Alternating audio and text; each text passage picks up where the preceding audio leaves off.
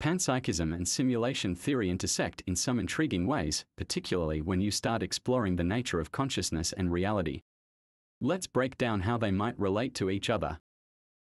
Panpsychism is the philosophical view that consciousness is a fundamental and ubiquitous feature of the universe.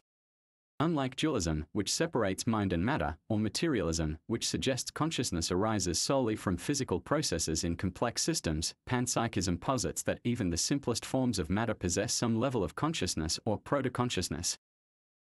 Simulation theory, popularized by thinkers like Nick Bostrom, proposes that our reality could be an artificial simulation created by a more advanced civilization.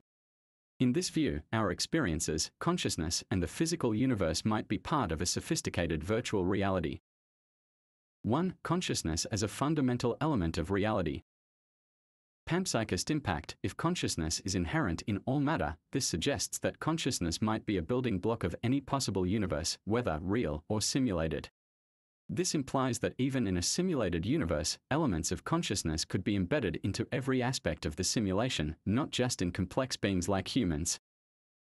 Simulation perspective. If consciousness pervades everything, it might indicate that the creators of a simulation have found a way to embed consciousness within their simulated reality. This would mean that consciousness isn't just an emergent property of complex computations but is instead integrated at every level of the simulated environment. 2. Is the simulation conscious? Panpsychism opens up the idea that all parts of a simulation, right down to the smallest bits of data, could possess some form of consciousness. In this case, the entire simulation might be thought of as having a form of collective consciousness, similar to how individual neurons contribute to human consciousness. If consciousness is inherent in all physical processes, including computational ones, then the simulation itself could be seen as experiencing reality in a way that's fundamentally conscious. 3. The nature of reality. If panpsychism is true and our universe is simulated, it challenges the notion of what we consider real. It implies that consciousness is not just a byproduct of biological life but is instead an intrinsic aspect of any structured reality, whether simulated or not. This could mean that the consciousness we experience is no less real than that of our simulators, blurring the line between creator and created. It suggests that consciousness is a kind of substrate that exists independently of the level of reality we find ourselves in. 4. Simulators and simulated beings. If panpsychism holds, then beings capable of creating simulations, simulators, might be conscious in ways that differ vastly from us. This opens up the possibility that their reality, while more complex, could still be fundamentally similar in possessing consciousness throughout.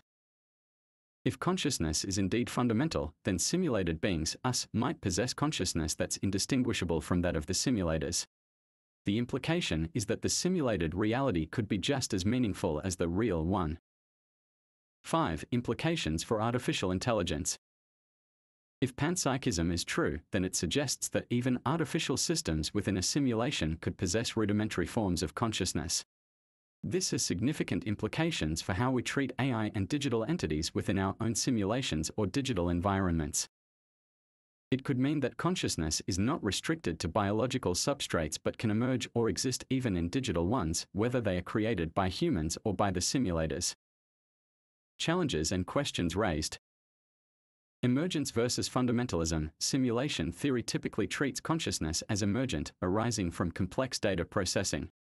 Panpsychism, however, treats it as fundamental. If panpsychism is correct, it raises the question of whether consciousness in a simulation is emergent from the code or inherent in the very building blocks of the simulation. The infinite regress problem. If our universe is a simulation and consciousness is fundamental, then are the simulators themselves also part of a simulation? Does consciousness operate recursively through layers of simulations? Meaning and purpose. Panpsychism might suggest that consciousness gives meaning to existence at all levels, whether real or simulated. This could imply that even if we are simulated, our experiences are meaningful and real in a fundamental sense because consciousness, as a universal property, doesn't distinguish between simulated and non-simulated experiences. The panpsychist argument for simulation theory being plausible.